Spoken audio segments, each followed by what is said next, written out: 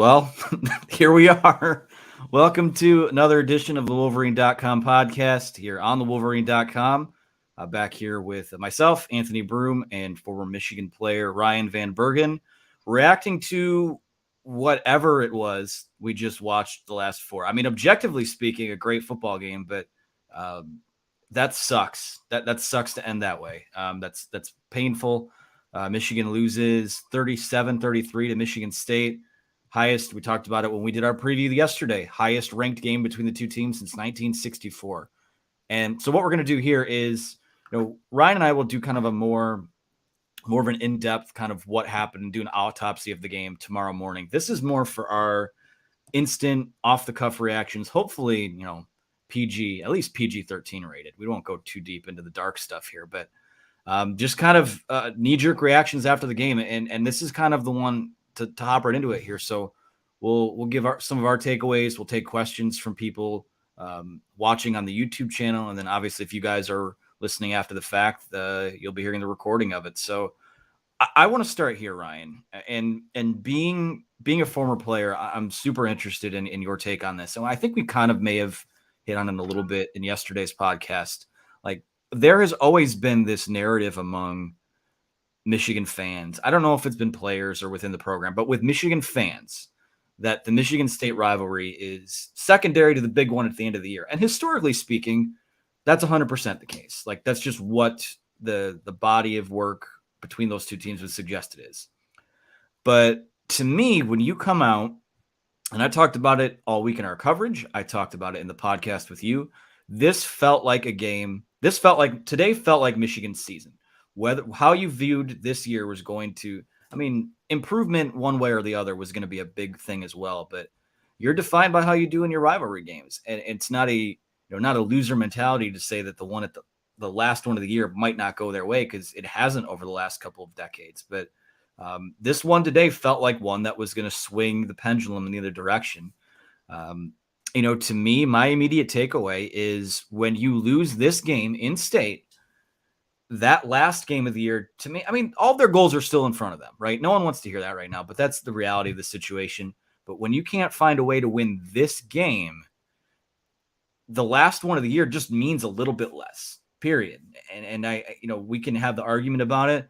But to me, that's the reality of the situation. This one, in the immediate aftermath, the game ended about 50 minutes ago because Fox loves commercial breaks and made this a 4-hour broadcast. This one stings, and it stings a lot. Yeah, it definitely stings. And it's, I think, even harder because this was a game that we gave them. We had every opportunity to win this game. There's going to be people that have already seen that, oh, the refs, this and that, but we had opportunities. Corum catches out of the backfield in the first quarter, probably goes for 6. We come down with that that interception on first down in the fourth quarter, and they don't score a touchdown there. We don't jump off sides on 3rd and 8. We were in the game. So we let this game get away from us, which I think is the hardest thing. Definitely agree with you that the Ohio State game means a little less when this is how the season goes, primarily because Ohio State more than likely will win out through the Big Ten. We'll have one loss, and it'll be one of those situations where we don't control our own destiny, and we need this team to lose, this team to win. And with our division the way it is, it probably will come down to, even at best case scenario, a tiebreaker between us and Michigan State. There's a lot of ifs, ands, or whatever, but it definitely puts a damper on the season because we no longer are in the driver's seat. And it felt like this team might be the first team since the concept of the Big Ten championship game came about. This might be the first team that controls their own destiny the whole way to that last game. And it's not the year. That's, again, not the year. And it kind of makes it feel very familiar to years past, even though it felt different 4 hours ago. Yeah, I want to start with this. There's a comment here from YouTube from Matt McLean who says, it hurts because we played better football. We were the better team and gave it away. And I think, for as much as we talk about, listen, some of the calls in the game were atrocious. They were pretty bad, actually, especially the strip sack touchdown at the end of the first half. Michigan was completely hosed there. But to defense's credit, Michigan, they forced Michigan State to punt, get the ball back, and then they settle for 3. So to me, it's like, if you want to atone for that, you have to move past the call and atone for it on the field. Go replace that with 7 points. And they settled for 3. And I think a big thing, a big missed opportunity throughout the game was settling for 3. As much as we talk about how much we love Jake Moody and trust Jake Moody, and listen, he was perfect on the day. But at the end of the day, like, this is in the here and now of college sports, this is you have to finish your drives with touchdowns. And to me, and even all of that considered, Ryan, like, this is a team that I believe with maybe halfway through the fourth quarter, 20 or so odd minutes left in the game, whatever it was, you're up 30-14. You scored a touchdown to go up. You could debate whether they probably should have gone for 2 there, but they didn't. You're still up 2 scores. And what happened was you blew a 16-point lead. And it's so cruel that it happened this way. But quarterbacks, we've talked about how we felt like that was a position of strength for Michigan. Your quarterbacks between JJ and Cade, JJ fumbles twice, one of them on a play where apparently Cade McNamara was in the medical tent, according to the radio broadcast. They never said anything about it live. And then Cade as well. I mean, Cade, hats off to him. I mean, he played his ass off. He played an awesome game. He was dealing throughout the day. It was cool to see Andrel Anthony have some of those moments that he did in East Lansing, but to have a chance to win the game and have Cade throw an interception like that, like, I wish it would have ended better for him. That's a huge bummer. Yeah, because I think he shouldered most of the load, I think, for us offensively. We were having a lot of success, and we talked Friday that the matchup that I was watching was who's going to be a better quarterback in this game, Peyton Thorne or Cade McNamara, and it wasn't even close. Cade came out and had himself a game. It sucks that, on the last series, he throws that ball. That's a heck of a play by that flat corner. I mean, that is just, you've got, those guys are on scholarship too. You've got to acknowledge when someone makes a great play. Fantastic play by that guy. It'll be on replays forever. But he really had a solid game. I've really criticized him that he doesn't do well when he's getting contacted or under pressure. His accuracy seems to lack. But he, I thought, came out and executed as well as he could, all but one throw. And everybody's stinging, but I bet you he's stinging just a little extra right now. So take us into, because you had a couple of these when you were at Michigan. What's going on in that locker room right now? Like, how does it feel to be that close? Just for, even if it's Michigan State, just to be that close and to have it not go your way. Like, what are those conversations like in the locker room and the vibe after a game in locker rooms that you've been in? This one's tough. Especially because of the blown lead. Because they had led for, I don't know, they led for 3.5 quarters of this game and then lose it at the end. This is a tough one. This is one of those ones I think you let sting. You can't really point fingers and that never really happened in my tenure there at Michigan, but you can't start blaming one person for what happened. You've got to try and find something to stay engaged in for the season, because anything can happen. There's still a lot that can happen. And right now feels like the whole world's crashing down on us. But Penn State could beat Ohio State tonight. Michigan State could lose to some other team in the Big Ten that we're not aware of. It could be like a Purdue and Iowa situation, So there's a lot left to that can happen. But regardless, we talked about this team, and that's why you circled the game at the end of the year. That's their goal, is to beat Ohio State. The way they played today, they won't beat Ohio State. You don't beat rivals kicking field goals. So we're going to have to regroup and find some reasons to play and continue to play at high level and continue to get better.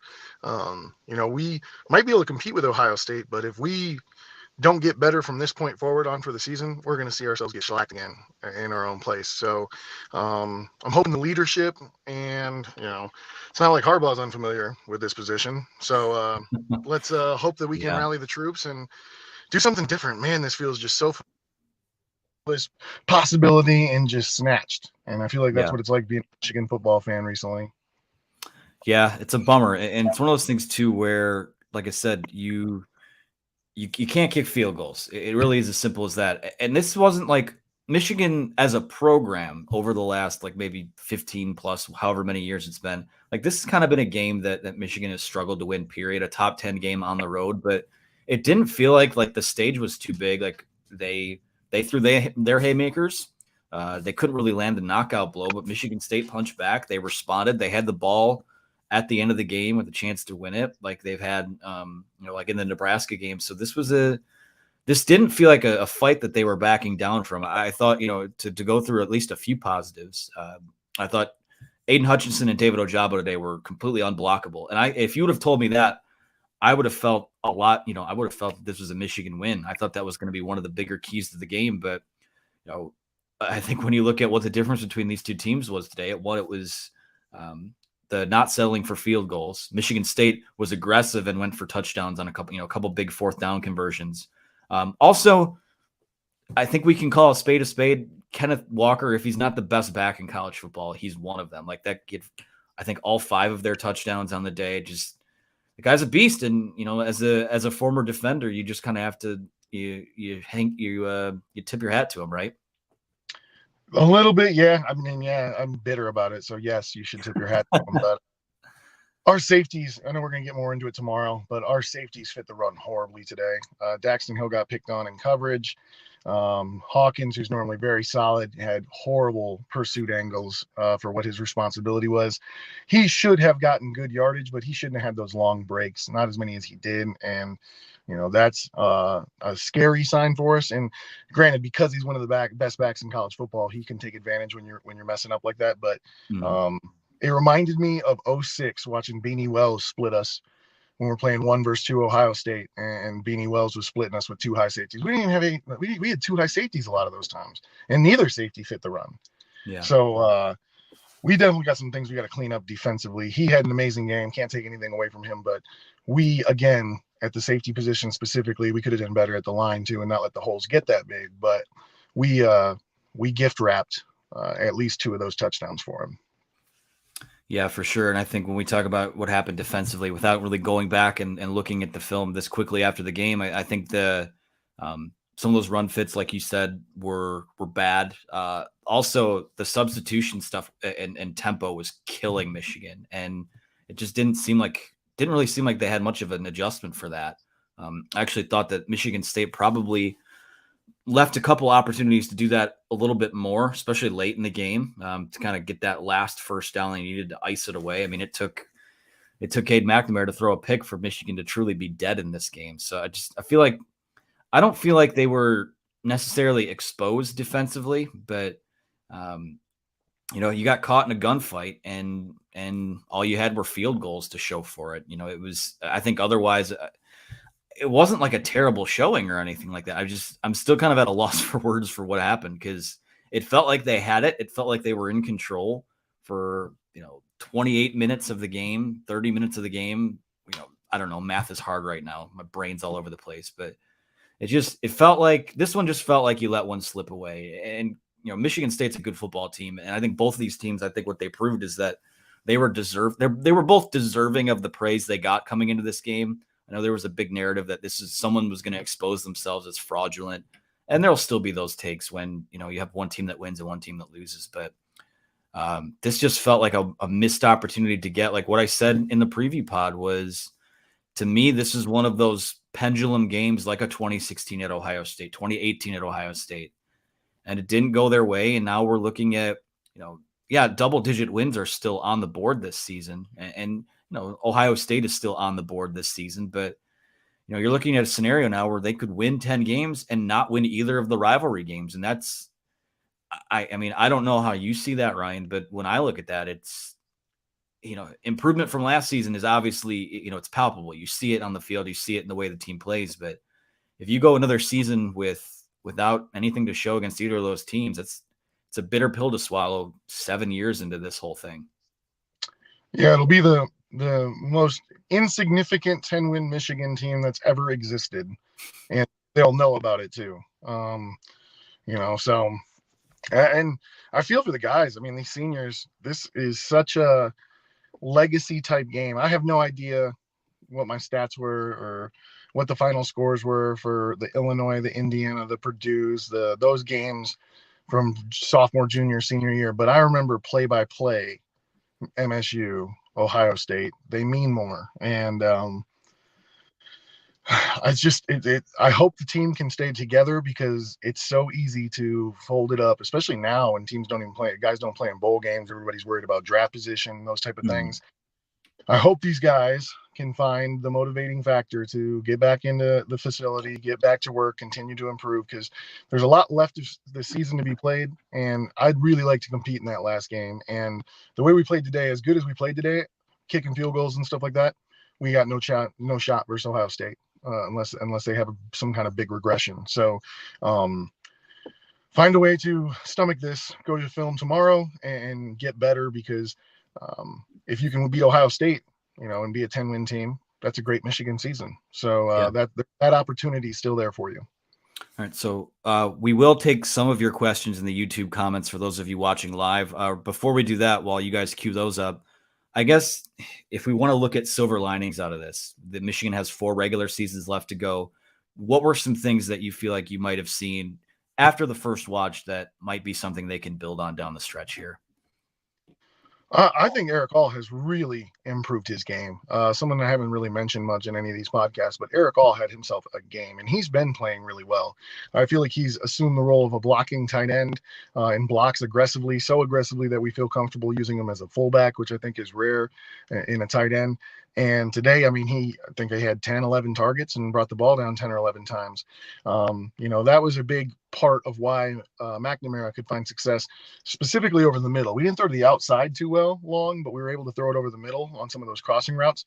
And just having the option of a passing game, especially, I thought we did a good job, Gaddis mixing in run pass on first down to not let them key so hard. Our passing game looked pretty decent today. That's what I thought, and we were doing pretty good in protection, and that's been a big question mark for us this year. So the fact that, if you could have told me that McNamara was going to throw for what he threw for, I don't know what the numbers are specifically, but what he threw for and how he took care of the ball, regardless of that last interception, I would have thought that we were going to win this game. But I also had no anticipation that you would have told me that Walker was going to score 5 touchdowns and account for 35 points. So, but passing game looked good. And we don't know what it's been like so far this season. It seems to be developing, so good sign there. Yeah, Cade McNamara, 28 for 44, 383 yards. Man, he was good today. 2 touchdowns, that 1 pick at the end. We talked about Andrel Anthony, who had himself a nice day. So there were some good pieces there. Maybe something starting to emerge there. That's really been the thing. They have struggled to really find a consistent replacement for Ronnie Bell, but Mike Sainer still had a couple of big plays. Like guys were making plays. It just wasn't, they couldn't finish those drives inside the red zone, which has been something that's really held them back all season long here. So we're going to take a question here from Matt McLean now on YouTube. He says, so my question, who do you assign the blame to? The offense is great. The defense is great. The special teams were great. I don't know if the offense was great, Ryan, because they didn't finish enough drives in 7. And I don't know if the defense was great for the reasons that we talked about. Kenneth Walker kind of walked all over him, no pun intended. And I don't know. So that's tough for me to do. Like I said, I lay the blame at the feet of missed opportunities. I just don't think guys made enough plays. I don't even really think it was a coaching thing. Like they didn't fold in this game. They blew a 2-touchdown lead, which you felt like that wasn't really safe anyways, given how explosive MSU has been offensively all year. But I don't know. It just feels like missed opportunities all over the place. What do you think, Ryan? I'd agree with that. I think you can it's tough to put it at one person or even position group because so many people had good glimpses of good, but there were opportunities to make plays that we just didn't make. That offsides was huge, but that was 90. I can't remember his name, but he also came up with a pick. So he had some good plays. Motley, number 6, the safety for us, comes up with a big interception in the first half, but then he drops that one that would have resulted in the end of that series that they scored on in the second half. So plays that guys made in the first half, they couldn't make in the second half. So these guys are capable. They're in the right positions. They just didn't make the plays. A lot of those times, Kenneth Walker, I don't know what his numbers were after contact. A lot of those times, Kenneth Walker's making contact at the line of scrimmage, behind the line of scrimmage. It's just tackling, and not just one guy. The whole team tackling was poor. That's one thing that I was very surprised by, because fundamentally it seems like we've been sound all year. But Kenneth Walker, I tip your hat again, because make first contact. You better not stop running the ball, because he's not going down on first contact. So I think we just didn't make the plays when we had opportunities. They did make plays when they got opportunities, and I wish there was one quick fix, but unfortunately that's just kind of been the mantra when we play in these big games with Harbaugh and on the road. In Michigan State, we weren't immune to the same shanks or whatever you want to call them that we've had on the road. So would love to place it in one place, but everybody had opportunities and we just didn't come away with it. Yeah. Well, this one's from Will's Wolverine Report. He says, do you agree it's a bad decision to put a cold freshman QB in a rivalry game when your starting QB is on fire? I'll add the asterisk next to this. We need to get some clarification on if this was the case. The JJ fumble, the second one, the one that was a turnover, everyone says that I wasn't at the game. Clayton and Chris and JB were at the game. So probably need clarification from those guys. But they did say the radio broadcast said that Cade McNamara was in the medical tent for something. We'll see what's going on there. But I mean, I'll start with this one. I think that for as much as we talked about, getting JJ McCarthy more experience and all those types of things, this is week 8. Audition time was over, and you had a quarterback, to me, that was playing the game of his life and dealing. Now, JJ McCarthy had a couple great plays again. The touchdown pass to Andre Anthony. We talked about him a little bit already earlier. Like, some of those moments were still there, but I didn't feel like this was a game where the QB frippery or the carousel was needed. I don't think that lost them the game. I mean, the turnover was obviously huge, but if taking their word at face value, if McNamara was in the medical tent, like, what are you supposed to do there? Yeah, I don't know that first of all, JJ McCarthy, that was either a play action and he didn't know about it and was trying to hand it to their back. I can't remember if it was Corm or Haskins, but either he was trying to hand it off and it was supposed to be play action. It looked like play action. The line didn't seem to be going downfield, and it looked like he just forgot to play. And I mean, that's, inexperience, but this is a 5-star quarterback on scholarship for Michigan. We should be able to execute a read option fake or even a read option without the risk of the ball going to the ground. Hopefully it's a big growth moment for him, because I think he's obviously part of our future here at Michigan. But for him to put the ball on the ground twice with his limited snaps, I hope it's a wake-up call that you're not where you need to be yet, and there's some growing, some learning you need to do in order to take the reins for this team. So I don't necessarily like the one play here, one play there. I don't know that we can continue to do that with success. But obviously in this game, it hurt us and bit us. Yeah. Well, you and I are going to do the full show, the fuller kind of look at everything tomorrow. But I guess any other final thoughts in the aftermath before we get out of here and turn the page to tomorrow? No, I just try to figure out a way to find some positives, I think, between now and when we talk next, because it's so easy just to be so angry right now and frustrated. But there was a good game. We came out, we battled, we fought. We won 3.5 quarters and couldn't get the job done. It hurts, but hopefully we can learn enough to get competitive against Ohio State. For me, that's what I'm now moving on to. We've got some other games before then, but this won't be as bad if we take it as a way to learn and get better to compete or win in that game, win especially. And I hope that this was enough to get our minds on that game and get us in the right position. We'll see. Yeah, that's a lot of work still to do, and still a game against Penn State coming up too. It's never easy to go there and win either. So Cheryl 21 wants me to tell my dog that he says hello. Hi, dog, wherever you are. This sucks. That's how I open the show, and that's how I'll end it. This is the second year in a row I've had to come on and do a podcast pretty quickly after the game against Michigan State hit zeros, and it doesn't get any easier to do, no matter how numb it feels. And at the end of the day, you are what your record says you are. Jim Harbaugh's 3-4 against Michigan State. He's 0-2 against Mel Tucker. He's 3-9 against Michigan State and Ohio State. All attention, because the only thing to me that can salvage this year now is probably a win over Ohio State, period. So what are you going to do over these next 4 weeks to set yourself up to give yourselves a shot to do that? It might be a David versus Goliath thing, but